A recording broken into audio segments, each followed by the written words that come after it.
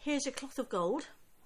So I'm just going to give it a couple of minutes. I don't know if anybody's going to be booing on their doorstep today, in which case that's fine, and I'll catch you in a bit when I catch you.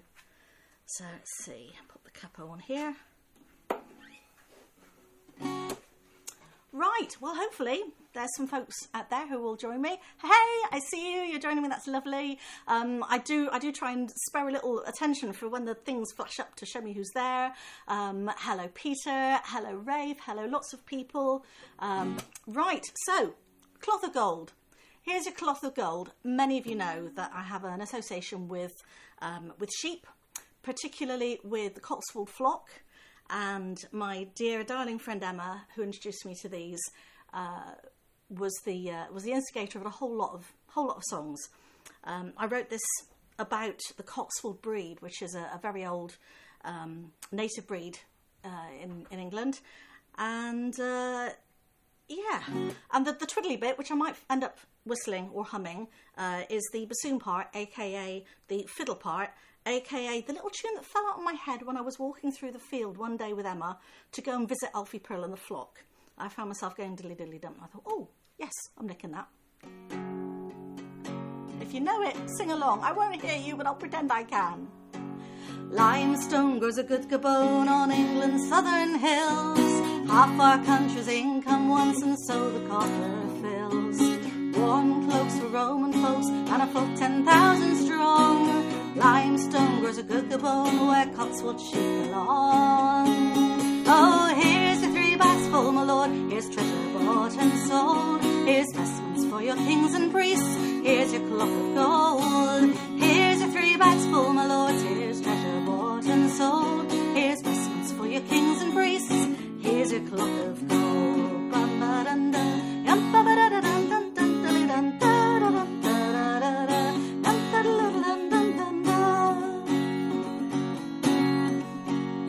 Well, here find of the whitest kind, the staple thick and deep. Dayton rode of the Cotswold flock, and Dayton knew his sheep. The staple thick and deep, he cried, through to the very grain, and it most strongly keepeth out the violentest strain. That's what he said.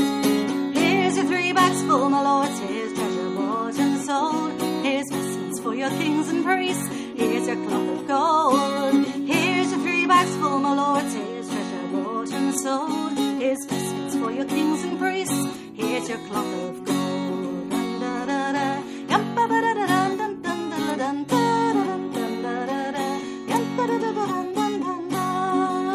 Somebody's found the sheep emoji. Corn grows, so the farmer goes. Earth thrives, the golden hoof. Husband well your Cotswold flock, you'll flourish, that's the truth. A hardy sheep and docile, long-lived and good to lamb. Husband well your Cotswold flock, you others ewes and rams. Oh, here's your 3 bags full, my lords. Here's treasure bought and sold. Here's vestments for your kings and priests. Here's your cloth of gold. Here's your 3 bags full, my lords. Here's treasure bought and sold. Here's vestments for your kings and priests. Here's your cloth of, here's your cloth of, here's your cloth of gold.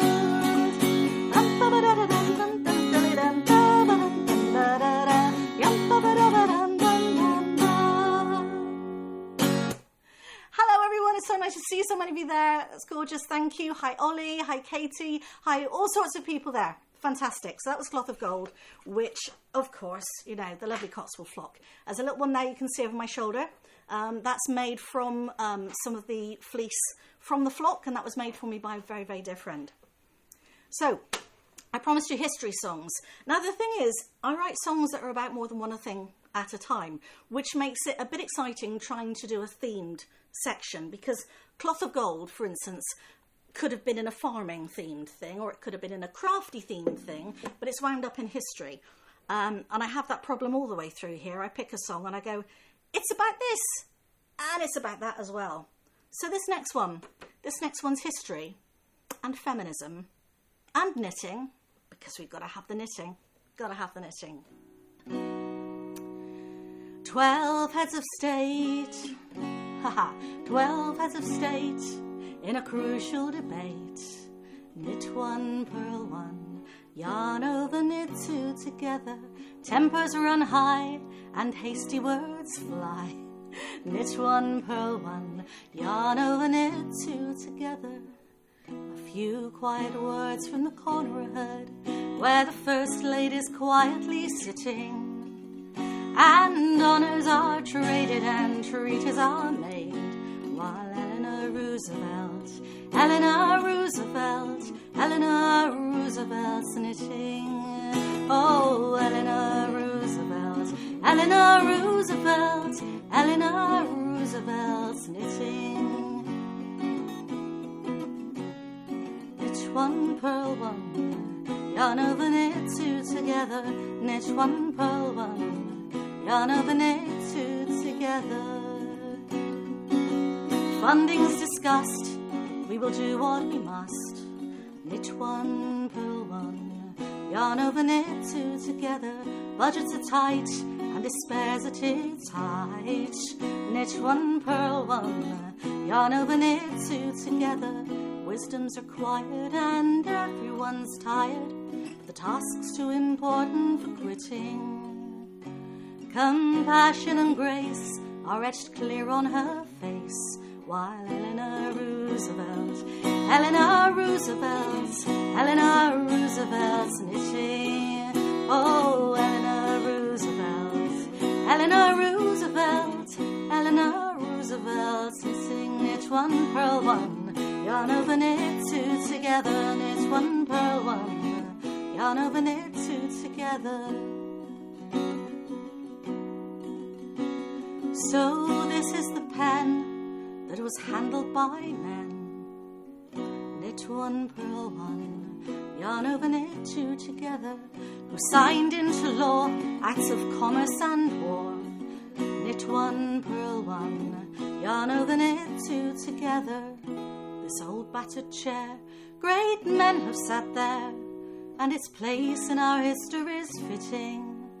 Well, here's the president's gun, here's the trophies he's won, and here's Eleanor Roosevelt's knitting. Oh, Eleanor Roosevelt's knitting. Oh, Eleanor Roosevelt's knitting.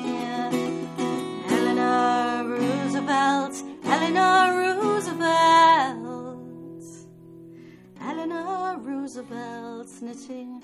Knit one, purl one, yarn over, knit two together. Knit one, purl one, yarn over, knit two together.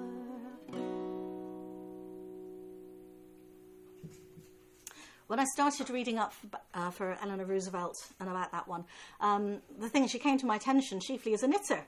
And of course she was a stateswoman in her own right.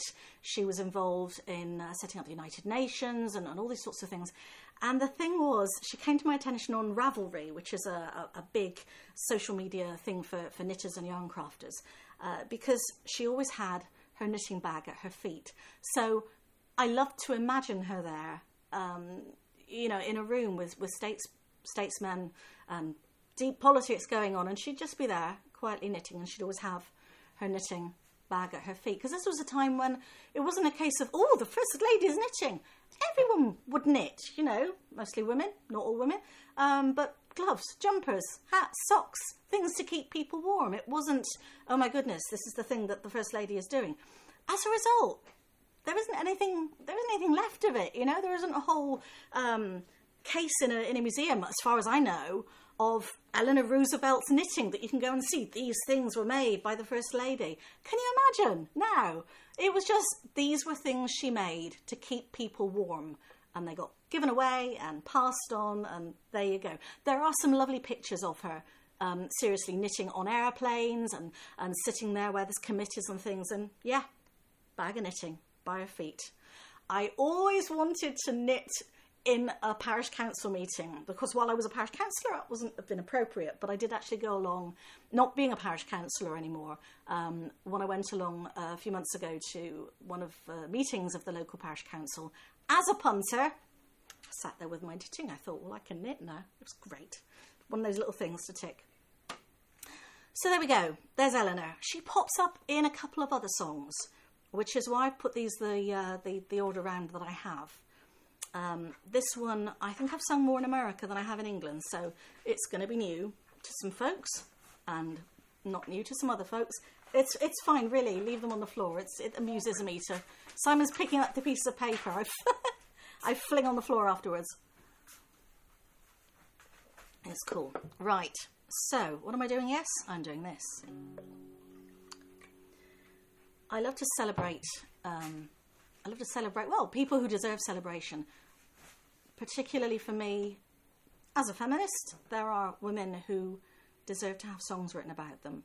And there are 3 in particular that coalesced in my mind into a sense of purpose and outrage and determination that came together for this song. I hope the characters in it will be familiar to you. I'll talk a little bit more afterwards in case that's not the case.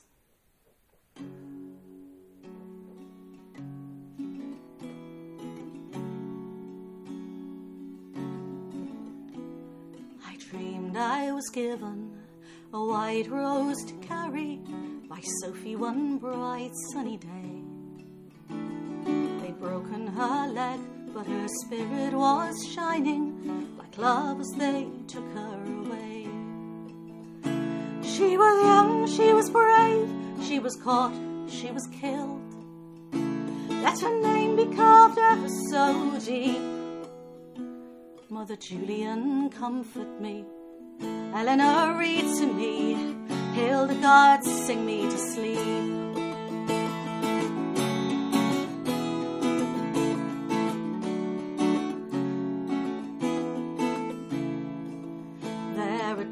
When I just need a safe place to scream in, and days when my word is my sword, and the names and the faces I carry inside are my personal warrior horde.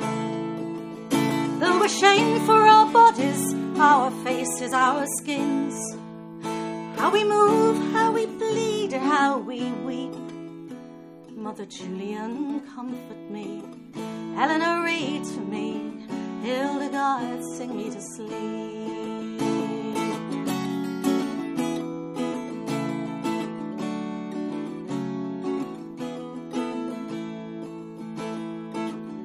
Here's the acorn in the mystic's hand. Where is a safe place for me to stand?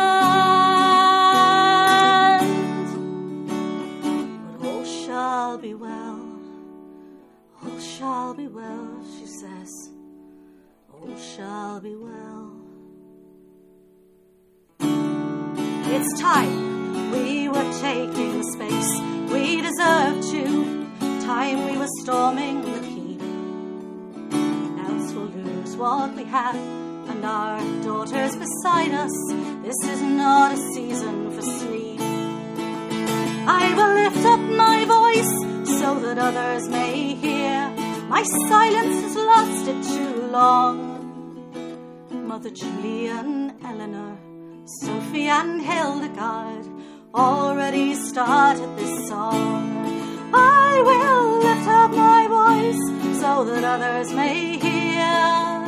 My silence has lasted too long. Mother Julian, Eleanor, Sophie and Hildegard already started the song. Mother Julian, Eleanor, Sophie and Hildegard, Molly and Natalie, Carla and Caroline already started this song. They already started this song.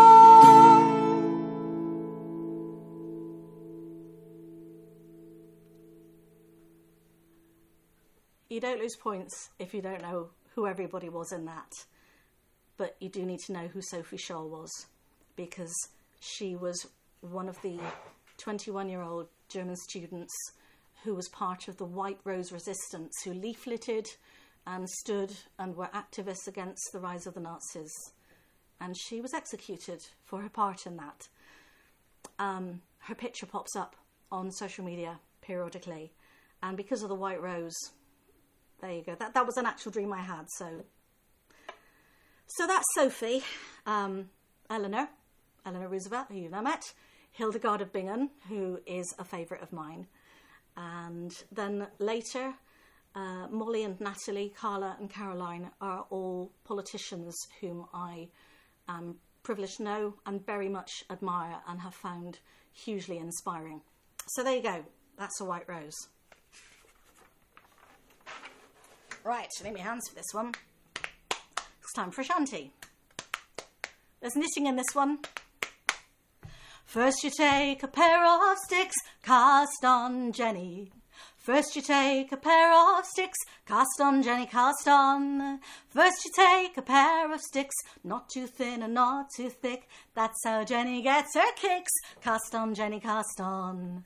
Cast on Jenny with the needles, hats and scarves and socks and gloves. Cast on Jenny with the needles, every stitch with love. Huh! Now I do this huh thing, and usually I'm doing it where there's people to go huh back at me. It was one of those things that came out of the first time I performed it, and I thought, woo, well that's fun, I'll keep that. In fact, the first time I ever performed it was to a room full of retired lady guiders, and let me tell you, they gave it some welly with the huh. So let's go, let's have another verse, and we'll see if you can make a bit of noise where you are, and if you can't, you know, don't wake the baby, that's fine. Slip the knot and make the stitches, cast on Jenny. Slip the knot and make the stitches, cast on Jenny, cast on. Slip the knot and make the stitches, mathematicians, sailors, witches, more in hope of joy than riches, cast on Jenny, cast on. Cast on Jenny with the needles, hats and scarves and socks and gloves. Cast on Jenny with the needles, every stitch with love. Huh! I'm just going to pretend that a whole lot of you went, huh! And really surprise the neighbours, and that'll be great, you know. Knit for hope and justice done, cast on Jenny.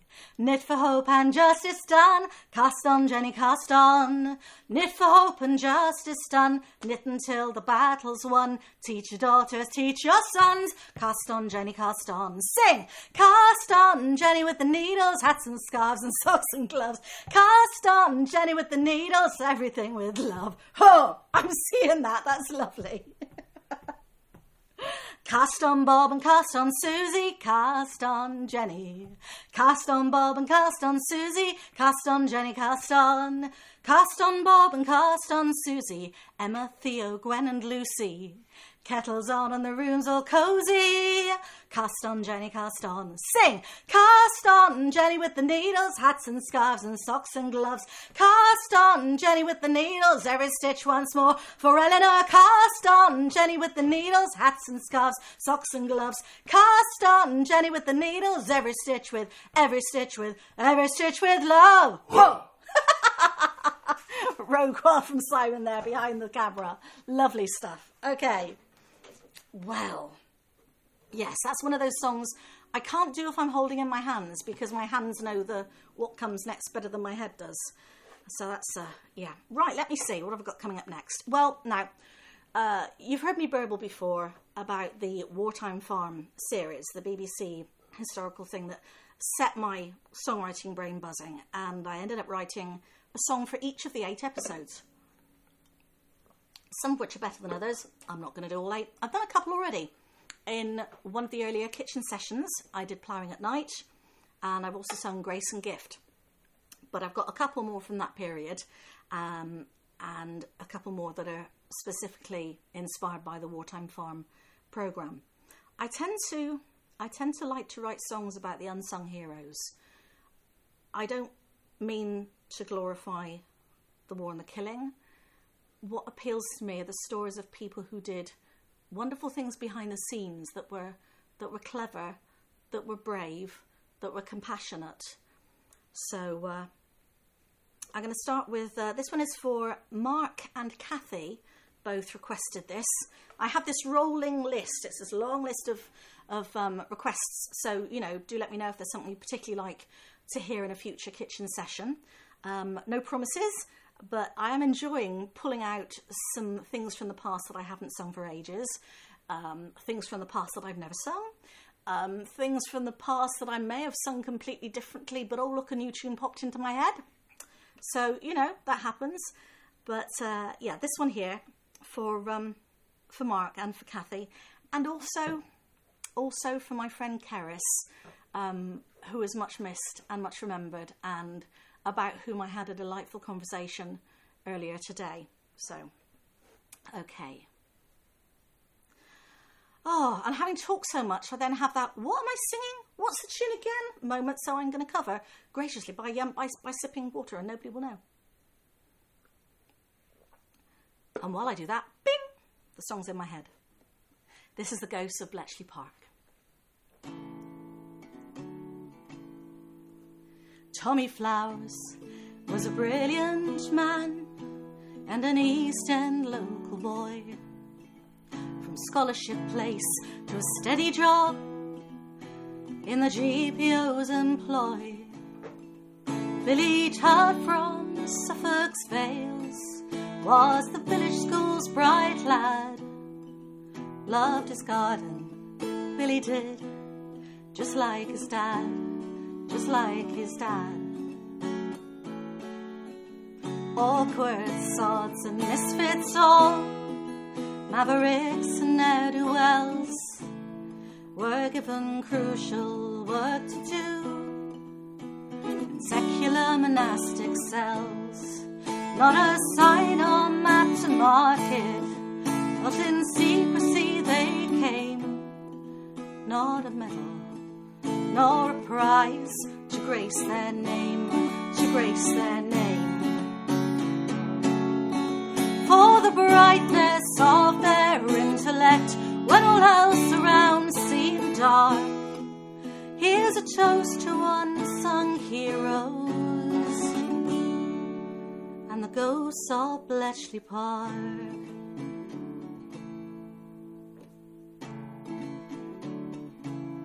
Now Churchill said they broke the beast. Now we know that Churchill lied. Still they took the great machine away to Cheltenham to hide. Oh, these were paladins of number, to whom all our thanks are owed. These the lords of shape and cipher, and the masters of the code. For the brightness of their intellect, when all else around seemed dark, we remember quiet heroes and the ghosts of Bletchley Park. Once the valves are on and warming up, the beasts awake. Put the kettle on, my friend, we've got a code to break.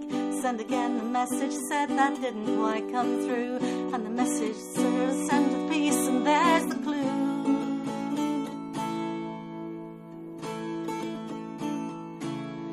Tommy Flowers was a brilliant man and an East End local boy. Billy Todd from Suffolk's Vales was his father's pride and joy.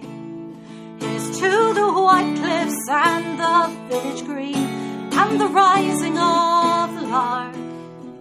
Here's a toast to unsung heroes and the ghosts of Bletchley Park. For the brightness of their intellect, when all else around seemed dark, we remember quiet heroes and the ghosts of Bletchley Park. There you go. Hi Roz, hi Ewan, lovely to see you both here. So many of you, thank you so much. So what's happening with these? This is the third kitchen session now. So if you've missed either the other two, they're still on Facebook for watching. I'm not planning to remove them from there. But we're also, I say we, I mean Simon, he's the techie one. He's putting them up on my YouTube channel. So if you search for kitchen sessions and Talis Kimberley, you should find them. He's transferring them up to there. So the more people view them, and if you fancy doing the whole like and subscribe thing, that helps, because numbers then persuade YouTube to release more tools that enable us to do more things like this in the future. So anyway, so I say this is number 3.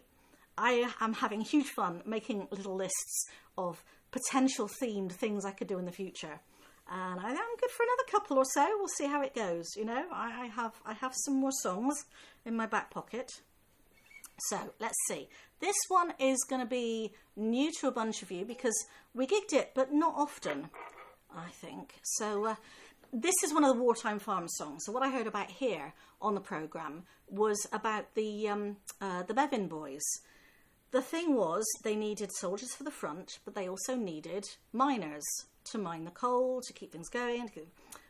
So there was a sort of a lottery, and you'd have 10 names, you know, 9 get sent to the front, 10th one, down the mine. And the thing is, when the war ended and soldiers came back from the front, they stayed down the mine. They stayed there longer. I think some of them weren't too happy about it. They didn't get uniforms. They didn't get, you know, they had all right, a different sort of danger, but they didn't have the, there was a certain appreciation and adulation, I think, for some of the guys when they came back when they were in uniform, and the Bevan boys had none of that.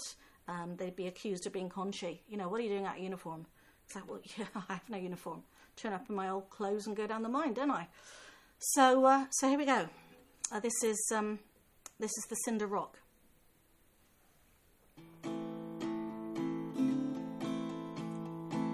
Got my marching orders in the Morning Post today. When the Brindle pups arrive, I'll be long miles away. Don't expect a postcard from the desert or the Rhine. Mama's youngest gets to go when no sun ever shines. John and Jack and James and Go get called off and off they go. Peter, Billy, Sam and Ned learning how to shoot men dead. George, he gets a piece of sky, has the knack and loves to fly. Bevan says, gotta rot his soul, get down that mine and fetch the coal.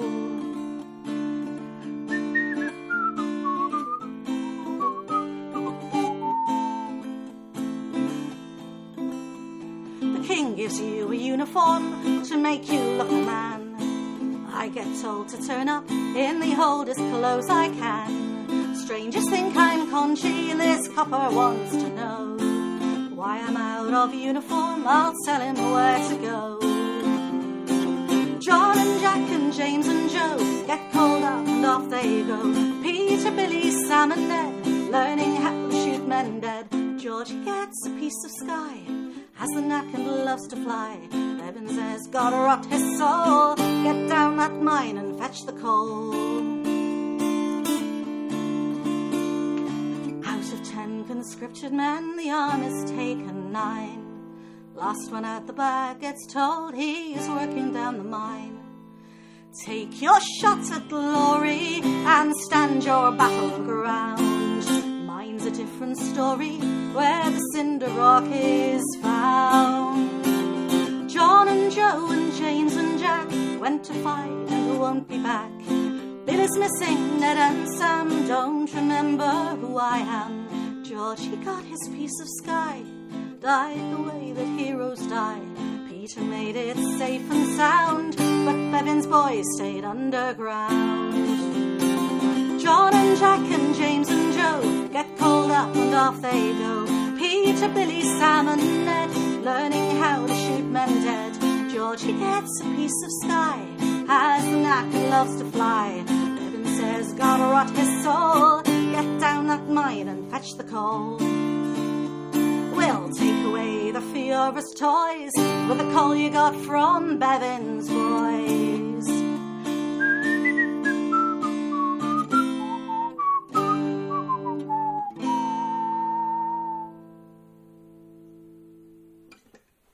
There we go, so that's a new one for some of you. Hi Jill, hi Heather, all sorts of clever emojis you're finding there. Nice to see you all, thank you so much for tuning in. If you've just joined us, then this is the third kitchen session here. The others are still available to watch here on Facebook and also over on YouTube on the Kitchen Sessions Talis Kimberley channel, where this one will go as well once Simon has a chance to do that. Right, okay, what's next? Oh yeah, now this is fun. So again, the Wartime Farm saga, 8 episodes, 8 songs, not all worth the singing. But one of them, I knew there was a good song in there, Fighting to Get Out. And I did actually pop a version up, I think on Bandcamp, which, now ideally, when I went pulling out songs from the great sheaf of songs, I thought, oh yes, let's do this one.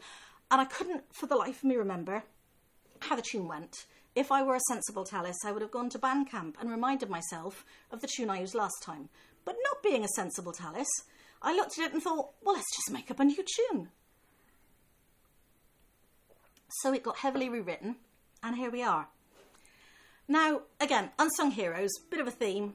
So here we have the merchant ships, the merchant navy, who were crossing the Atlantic, bringing grain back, you know, to keep people eating. And a convoy of merchant ships would be under the protection of a gunboat, what is it? What do you call them? The ones with the guns, you know, the warships. Anyhow, so one such was Jervis Bay. And Jervis Bay had an honourable end and quite an exciting end. And her captain was apparently a bit of a character. And they featured in this particular episode of Wartime Farm. The thing was, when it became very apparent that the Jervis Bay was holed and on fire and going down, well, before that, I think, imagine, what the captain said was to all the merchant ships, scatter, get some distance. You know, I'll take this guy on and I'll fight the Admiral Shear, which was coming up and all guns blazing. I'll keep this one occupied as long as I can. You guys scatter, get the grain home if you can. And there was just such a lovely bolshy courage about that, you know. It appealed. So points if you can figure out the song that I realised I kind of wished I'd written after I'd written this. But there you go. The Admiral Shear went hunting in the North Atlantic seas. Unprotected merchanters her prey. Hello, Mark. Convoy HX-84 held 37 ships, defended by the guns of Jervis Bay. One sturdy Irish captain who was well used to command, and Halifax to Britain's autumn tides. The Paladin, the Dauntless, and the Dragon knew his touch, and he knew where a captain's honour rides, where honour bides. The Jervis Bay threw everything she had against the Shear. They couldn't win, but they could hold the line. The convoy got told, scatter, get the grain home if you can. And the captain knew he had to win them all a little time. And he said, scatter lads and get yourself some distance. Writing letters home will have to wait. Britain needs this grain more than the mermaids do. Tell Mrs. Jones her husband David's supper will be late. Outgunned was not the half of it, they'd little they could throw. For 24 minutes they prevailed. A shell had smashed a steering gear, she burned, yet still she came. 32 full merchant crews reached home to say the Jervis never failed. Guy Fawkes Day 1940 saw the Jervis Bay's demise. She finally went down, all decks ablaze. The Swedish freighter Sturehome came seeking to assist, pulled 65 survivors from the waves. Liverpool Cathedral held a service later on. We won't forget her crewman or her name. One convoy out of many, pouring courage into hope. Captain Fegan knew that Britain needed grain, and he said, scatter lads and get yourself some distance. Writing letters home will have to wait. Britain needs this grain more than the mermaids do. Tell Mrs. Jones her husband David's supper will be late. Scatter lads and get yourself some distance. Writing letters home will have to wait. Britain needs this grain more than the mermaids do. Tell Mrs. Jones her husband David's supper will be late. Tell Mrs. Jones her husband David's supper will be late. Tell Mrs. Jones, her husband Davis, supper will be late. Whew. So I guess that's the debut of the new version of that, because I never did get round to finding out how I'd sung it before on Bandcamp. So go look that up if you fancy. I have no idea how different it is. Hello there, Sue. Nice to meet you here. Hello, Gita. Hiya. Oh, yes, please. More water would be lovely. Fantastic. Oh, thank you, Jen. That's very kind. Hello, Peter. Right. Okay. Sticking with the theme of unsung heroes and the World War II things. This next one, okay, I should have warned you. It's kind of a too hanky set. This one. I don't know if you're watching Emma Morton. If you're there, hi, Sean. Hello, Valerie. Thank you. So this one has been taken up by my dear friend Daniel. He's been singing this one in the States as well. So it's lovely that this one's going further. And Kirsty, I think you were there. So there's a reference, you'll like this, because my friend Kirsty, who is a historian, and she's been doing clever stuff about the arts and crafts of Gloucestershire churches. So there's a link.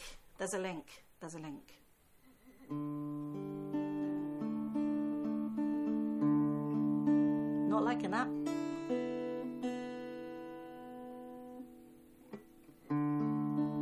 Not liking that either.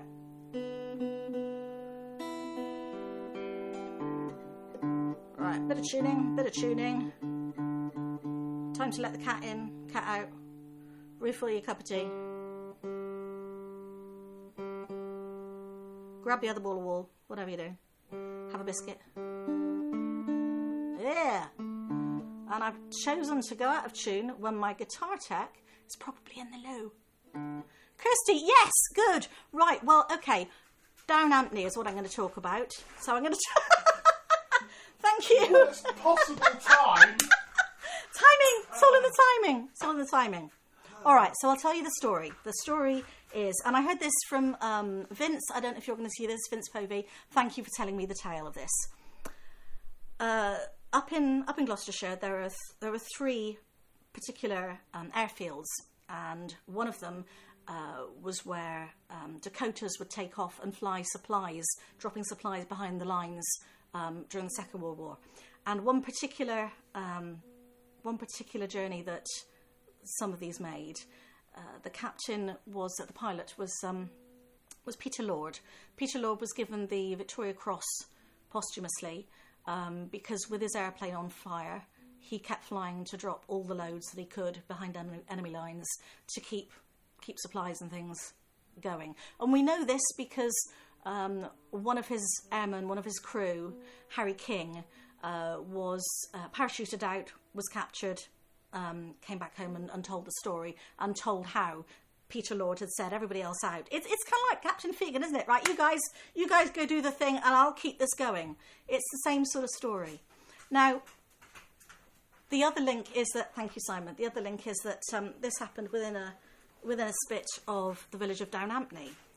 And Down Ampney, of course, is where Vaughan Williams, whose music I do adore, Vaughan Williams went and wrote a hymn tune, which he called Down Ampney, to the hymn, the lyric of which starts, "Come down, O love divine."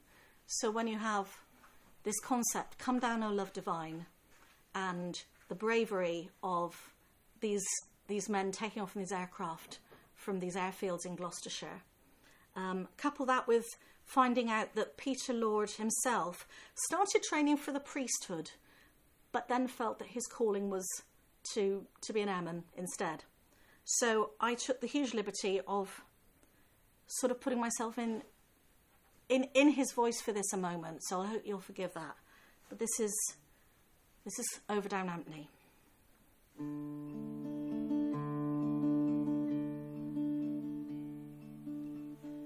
Come down, O love divine, here's where we need you.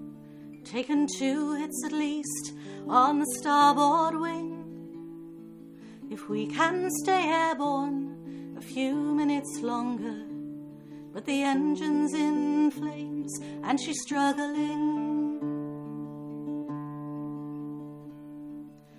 500 feet now, we're drawing fire. Down there are husbands and brothers and sons. This, after all, was the priesthood that called me. My God, if I can, we'll finish this run. But I've heard larks in the morning over down Ampney. I've heard larks in the morning over down Ampney. Bless this Dakota that's flying her heart out. Bless Harry King and the rest of the crew. We've dropped all we can, now for God's sake bail out, lads. We've done what we came here to do. When we lifted this morning over down Ampney, when we lifted this morning over down Ampney.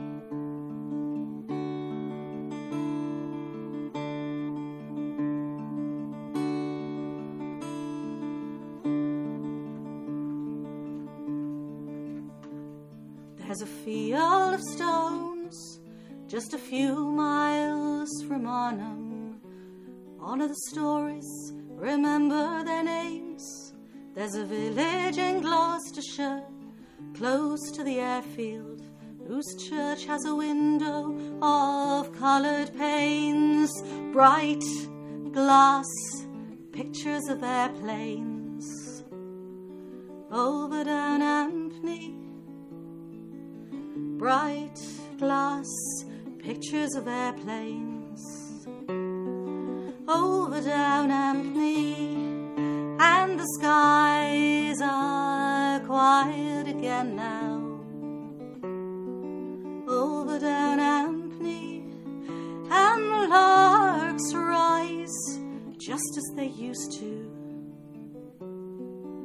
Over down Ampney.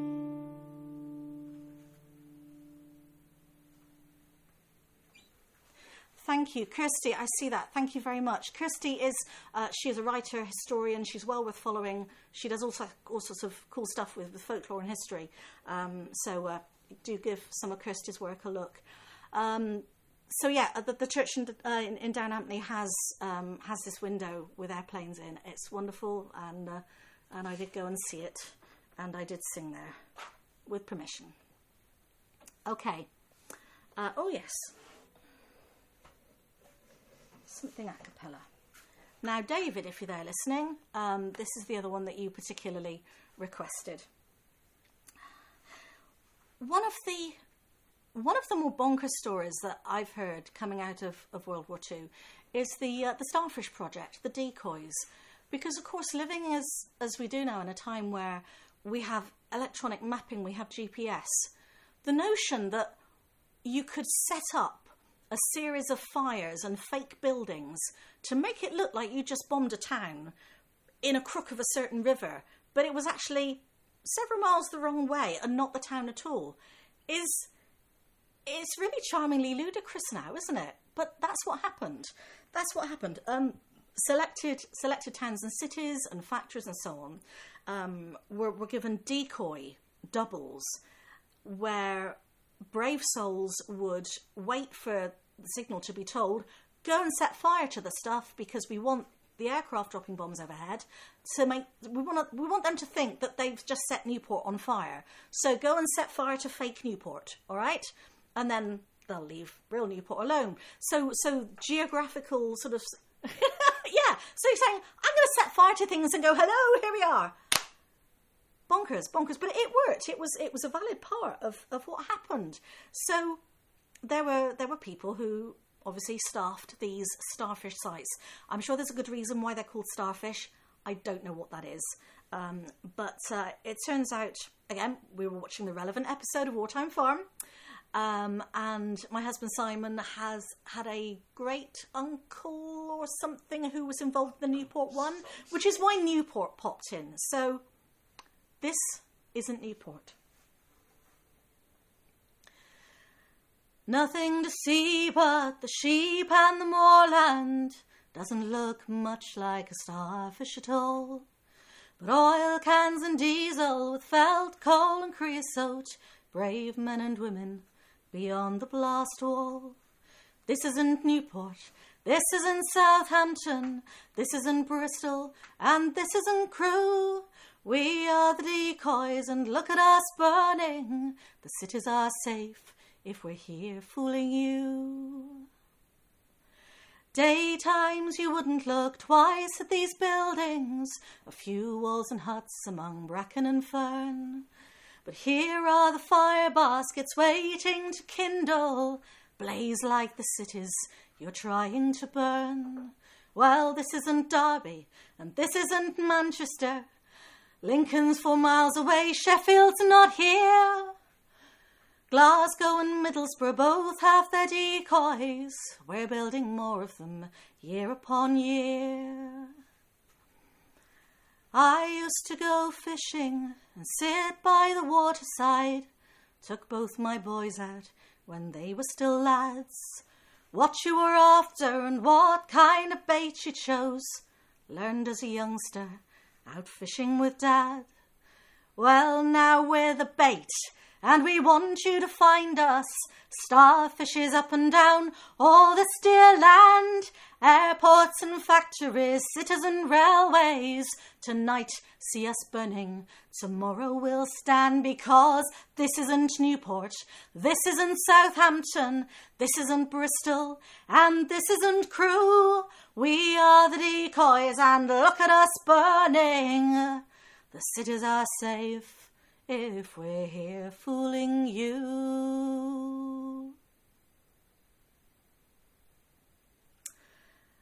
Okay, so that's Newport, and we'll leave the Second World War alone there for now, because I have more songs about it, but they might turn up in another kitchen session sometime. There's the one inspired by L.C.J. Oxenham, and there's a couple more wartime farm ones. But let's stick with the let me see, the interwar period. I think I'll have something a little bit lighter. Yes, that's what we'll do. I have been really enjoying during this lockdown. One of the things that's keeping me sane as much as possible is Agatha Christie's works. I do like a good cosy mystery. It's the puzzle. It's the characters. It's the dialogue. Did you not, Jen? It's a rather splendid story, isn't it? There's so much to enjoy in Agatha Christie, and we are a little bit kind of nuts on various murder mysteries. Cadfile's another. Why have I not successfully written a Cadfile song? Maybe one day. But this one came out. It has a high death count and one truly appalling pun, for which I am not about to apologise even. This is one of the lyrics I pulled out of a heap a couple of weeks ago that decided, now is my time, I am going to turn into a song. And I went, okay, here we are. So I hope nobody feels called out in this. There's an awful lot of descriptions of different people, but it's a bit of fun. Let's hope you enjoy it. Let's hope I get through in one piece. It's so exciting. I haven't done this before in public. Anything could happen. The Vicar, the Gardener. Oh, I should say it's called Chiffon Gin. The Vicar, the Gardener, the Beekeeper's Chum, the Strange Lady Artist, and the Botanist's Mum had better begin on the nibbles and rum, or the light will be starting to go. The wine has been opened, the canapes laid, the garden looks lovely. I'm so glad you stayed, and I'm desperately sorry you've all been delayed, but I'm really most anxious to know, what should I wear for the murder this evening? How does one dress for a death? They're all in the library waiting, holding their secrets, their drinks and their breath. So Fetch me my denouement dress, someone else dressed to kill. I must merely impress, while the audience wonder and ponder and guess, and the sleuth unveils the plot. Oh, fetch me my denouement gown, not the scarlet, the emerald, the blue or the brown, but the silver I purchased last week up in town. It's the newest dress I have got, and it's terribly decent of Cecil to get himself shot. Tra-la-la, tra-la-la. The military man and his ravishing sister, that woman in tweed, and the chap they call Mister, and what's her name, threw things at Nanny but missed her. I dare say they're keen to begin. Where's the gin? And here stand I dithering, drawers all akimbo, twixt chiffon and velvet. Sartorial limbos, a dreadful affliction. It won't bother him, though. I found him there when I came in. Polly dear, yes, that pun, I'm sorry, Jen. Polly dear, pour me a drink while I'm choosing. One mustn't do anything rash, but there's dancing and dining and dallying sweet, and the witnesses' gowns mustn't clash, nor their clowns, but especially their gowns mustn't clash. No. So fetch me my denouement dress, someone else dressed to kill. I must merely impress, while the audience wonder and ponder and guess, and the sleuth unveils the plot. Oh, fetch me my denouement gown, not the scarlet, the emerald, the blue or the brown, but the silver I purchased last week up in town. It's the newest dress I have got. Such a good pun, I had to use it again. And it's terribly decent of dear cousin Cecil to visit and get himself shot. Tra-la-la, tra-la-la, tra-la-la, tra-la-la. Polly dear, pour me, don't we all need a Polly? A drink while I'm dressing. I mustn't appear too bold, not too bold. But there's flirting and fainting and falling in love, while our stories are flawlessly told. So fetch me my denouement gown, though I must study in scarlet and blazing in brown. I shall shine in the silver I purchased in town. It's the newest dress I have got, and it's terribly decent of dear cousin Cecil to take centre stage in the plot. Yes, it is such a sport to come visiting, blackmail the butler, and get himself decently shot. Tra-la-la, tra-la-la, tra-la-la, tra-la-la. There we go. Right, there we go. Ha. It's all about the denouement, and they all come out in these gorgeous frocks. I mean, yes, the dresses. So, Agatha Christie. We're on an Agatha Christie kick. Did I mention? Poirot. Working through Poirot. Ah, the dresses. It's all about the gowns, darling. Right. Okay, so I'm rollicking on here. Yes, nobody asked for that one. No, and you especially didn't ask for that pun 3 times. Sorry, Jen.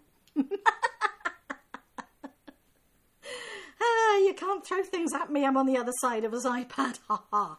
Okay, so let's have something else a little bit. Oh, now this is, what is it? It's topical. It's current. It's anybody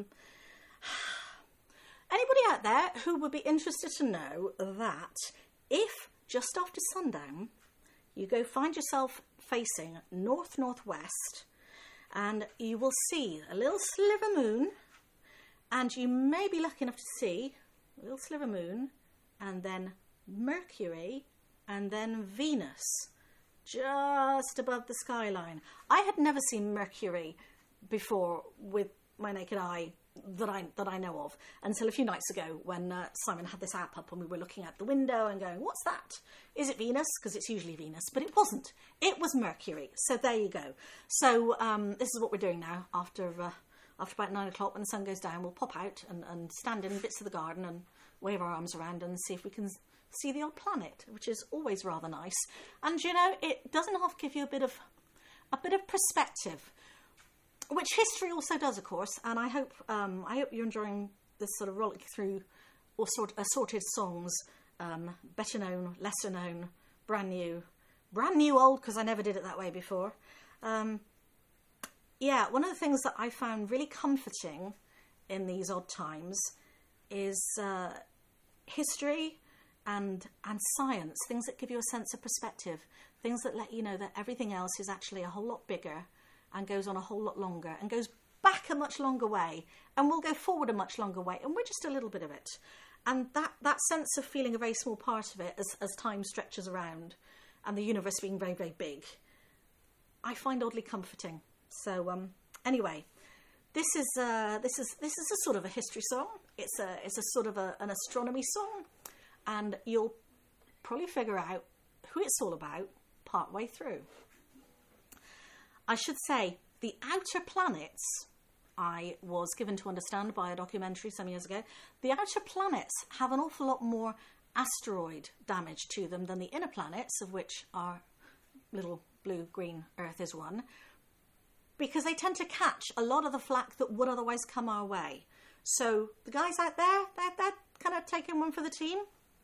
And so this song.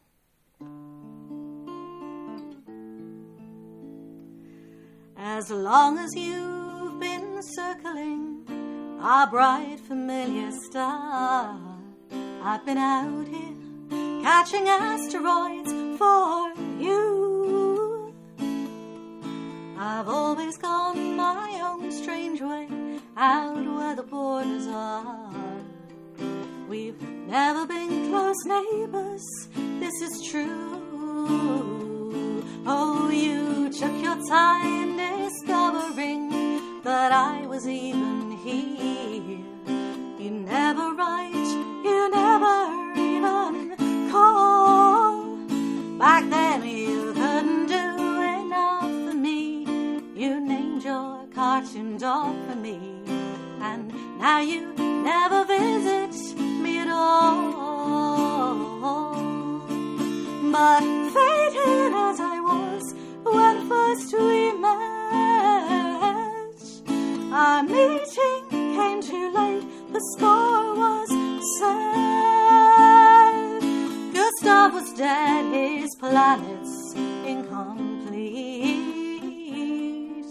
and I alone excluded from his suite.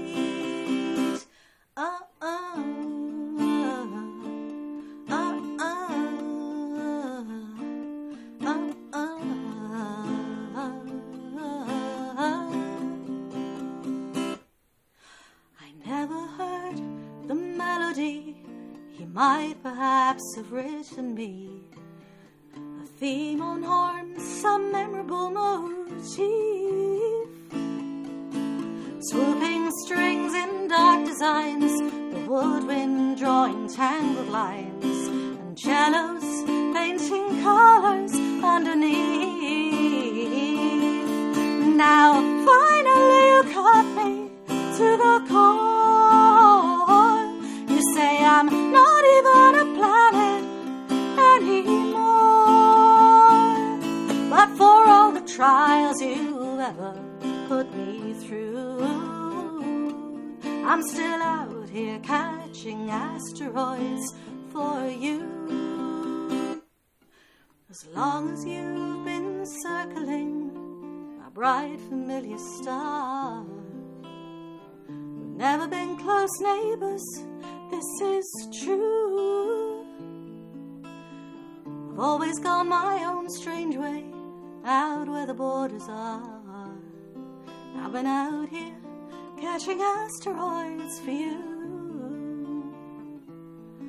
I've been out here catching asteroids for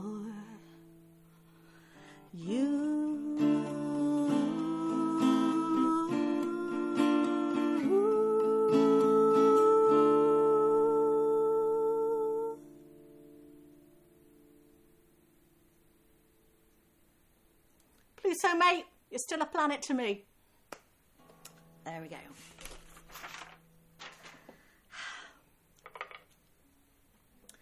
Okay, this next one is it's another hanky one, kind of.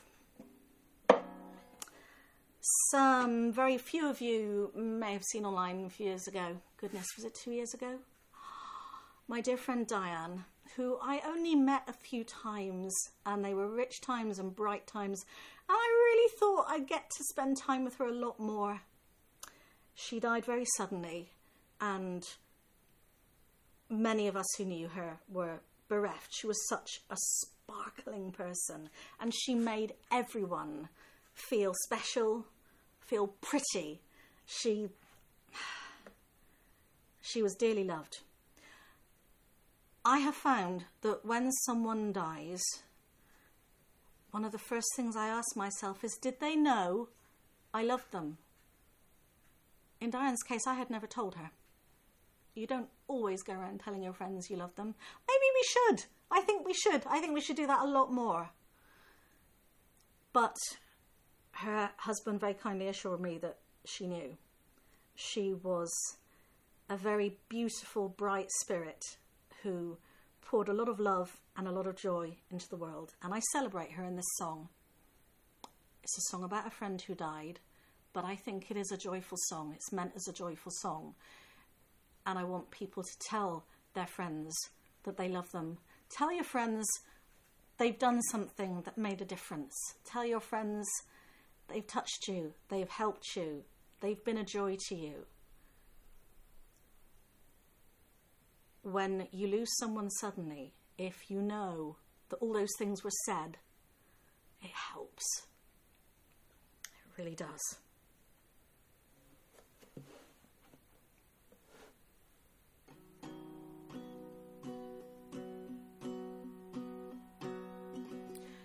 I never told you that I loved you. It was a thing I meant to say. I wore the necklace that you made me the day I learned you passed away. So tell me you love me. Tell me something I did matters to you. I don't have forever here. And I'll tell you I love you, and I'll tell you what you mean to me, 'cause no one knows how many years we don't have forever here.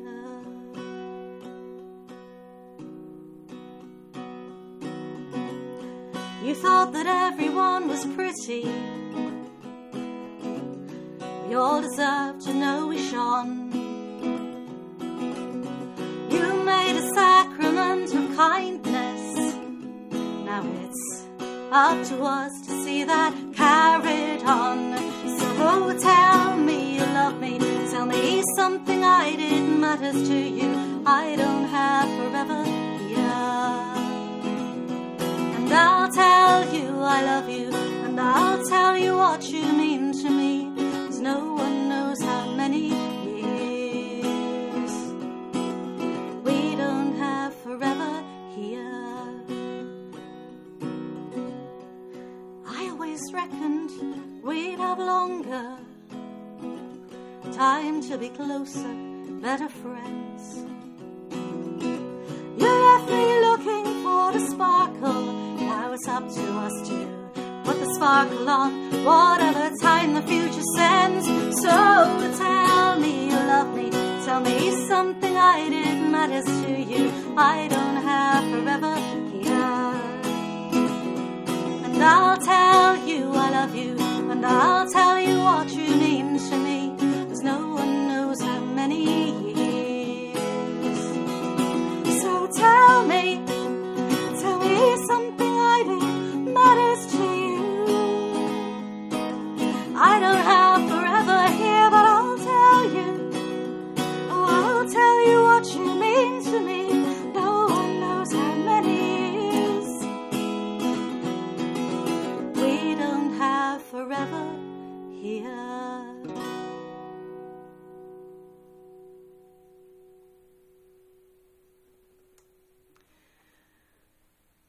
There's a thing I've noticed, I think it's a Jewish saying, that I've seen friends say, may their memory be a blessing.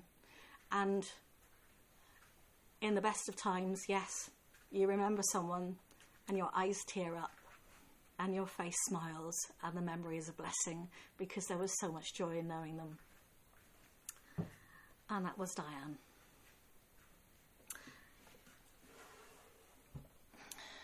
And now for something a little different. We're coming towards the end now. I've got a couple left.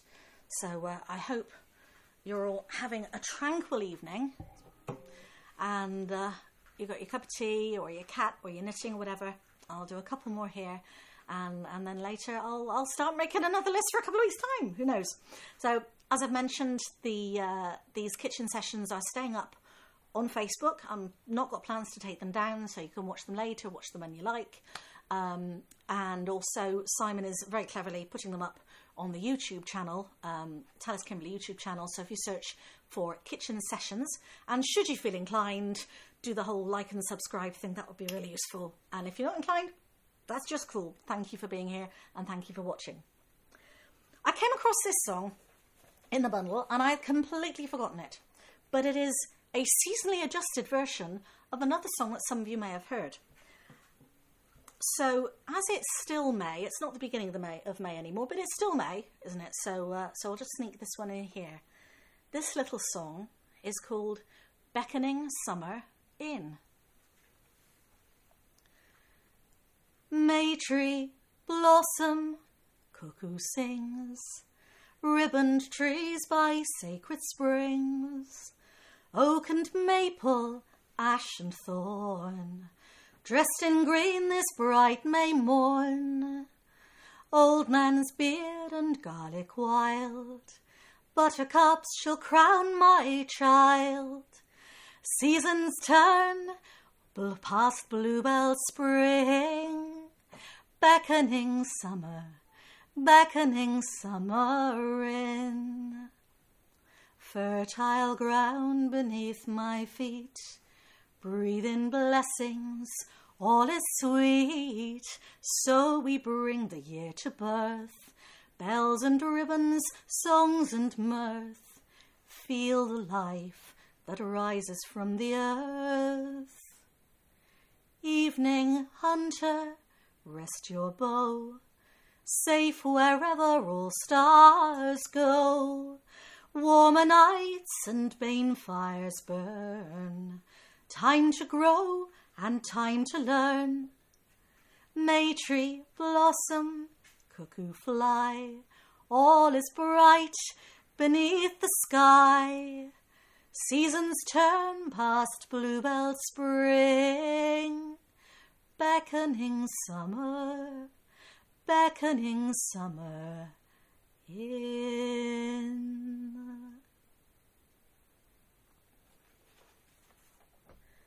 It is a few months round, of course, from Gathering Summer In, which I think is on one of the CDs.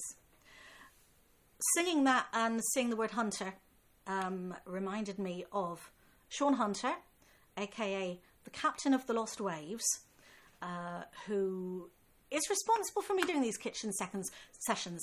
If you fancy a bit more quirky, individual, compassionate, kindly, slightly indescribable music, I commend him to you. Thank you, Captain, for the session you did that opened up the little window in my brain and made me go, yes, I can perform again. I have that energy. Because I didn't for the longest while. Weeks and weeks into lockdown, I just kind of, bits of me shut down and I couldn't. And then I listened to a live stream that the Captain did, Captain of the Lost Waves. Go check him out. And it was like making a new friend and having somebody just sit and hold my hand and talk me through finding my way back into my music. So I commend the Captain of the Lost Waves to you. I have to say, so you're the captain of a ship. Does that make you my ferry godfather? Ha. Okay, one more.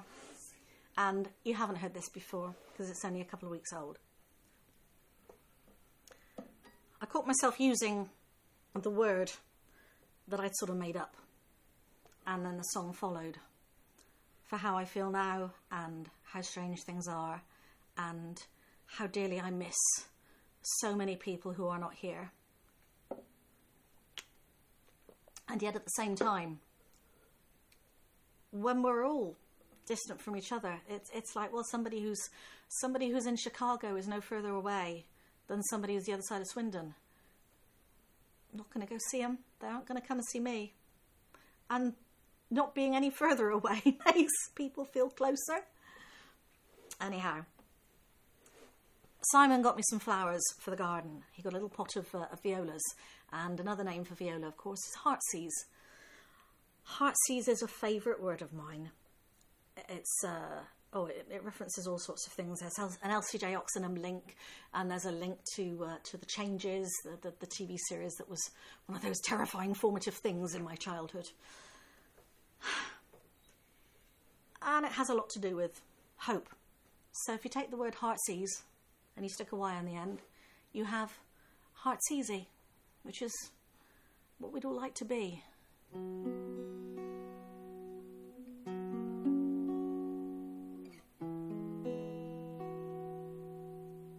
Thank you for listening. Thank you for being here with me. Thank you for your company.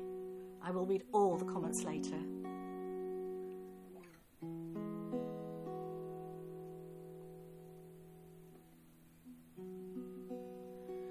Today was all about tears, but people I never even met. Each new crisis appears. We don't know how bad things will get. Hope is hard to hold on to. I feel numb more than I feel inspired, and I try to be useful. I sleep, but I wake up tired. Someday I hope I'll be Heartseasy. Is there somewhere I can be?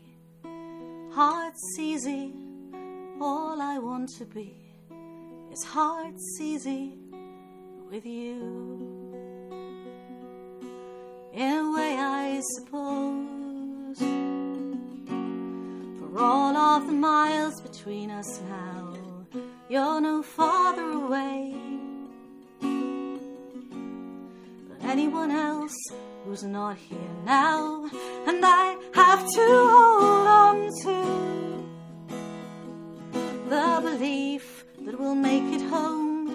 God knows everyone's frightened, exhausted from trying to define the unknown. Someday I will be Heartseasy.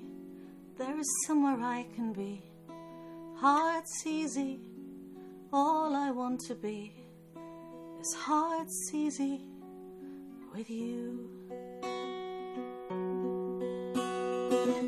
Bread and tea in blanket squares, candles, kettles, silent prayers, tiny purple joyful flowers mark our parts in sweeter hours, when I'll be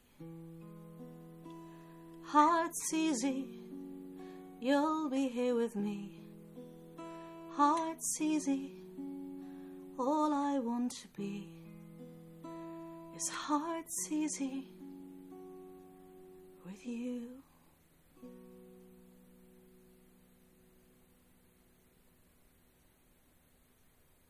Stay safe, stay kind. I'll see you again in a couple of weeks. Watch this space. I'll pop a date up. Thank you for sharing this time with me.